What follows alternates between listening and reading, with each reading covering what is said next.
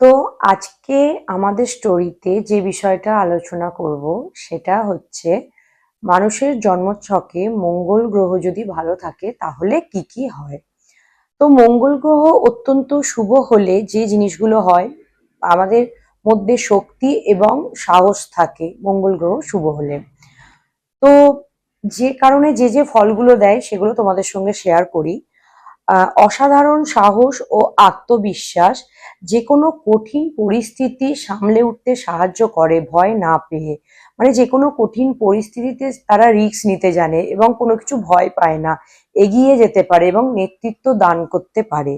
চাকরি ও কর্মক্ষেত্রে সাফল্য আনে, যেমন পুলিশ, আর্মি, যে কোনো টেকনিক্যাল বা অন্য অন্য যে কোনো কম্পিটিশন, যা যেগুলো জয় করতে পারে, যেগুলো একটু কঠিন যে জিনিসগুলো সেগুলো তাড়াতাড়ি জয় করতে পারে।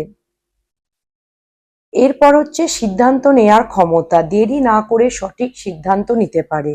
অর্থ এবং সম্পত্তি লাভের ক্ষেত্রে জমি বাড়ি রিলেটেড যে কোনো হার্ডওয়ার্কে ফল পাওয়া যায়। এটা আমার ব্যাপারটা মনে হচ্ছে যে কোনো জায়গায় হার্ডওয়ার্ক করলে ফল পাওয়া যায়, অবশ্যই ভাগ্যটা তার সঙ্গে থাকতে হবে, গ্রহগুলো সুফল থাকতে হবে। সম্পর্ক দাম্পত্য শক্তিশালী হয়, মানসিক শক্তি এবং লড়াই করার ক্ষমতা থাকে, মানে যে কোনো জিনিসে ওরা হার মানে না, আমি এটা করেই ছাড়বো, এই জিনিসটা করা সম্ভব হয়।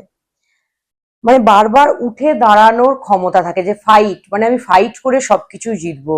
এইগুলো হলো মঙ্গলের শুভ ফলাফল। আর মঙ্গলের অশুভ ফলাফল আমরা সবাই জানি, যে বেশি রাগ, রাগ অতিরিক্ত হওয়া, বা যে কোনো সময় মানে বেচটকা রাগ, যেটা হয়তো একটা সাধারণ কথা, সাধারণ কথাতেই কিন্তু খুব বেশি সে রেগে যাবে। আর এছাড়া মঙ্গল খারাপ থাকলে যেটা যে কোনো দুর্ঘটনা, কাটা, অপারেশন, এইসবের যোগগুলো থাকে মঙ্গল গ্রহ যাদের খারাপ থাকে। আজকের আমাদের স্টোরিতে ছিল আজকের মতো এই পর্যন্তই, কারণ মঙ্গল গ্রহ নিয়ে আজ আলোচনা করলাম। এরপরে আবার অন্য কোনো গ্রহ, অন্য কোনো কিছু নিয়ে আমি আবার আলোচনায় ফিরে আসবো। আজকের মতো চলো এখানেই এন্ড করলাম।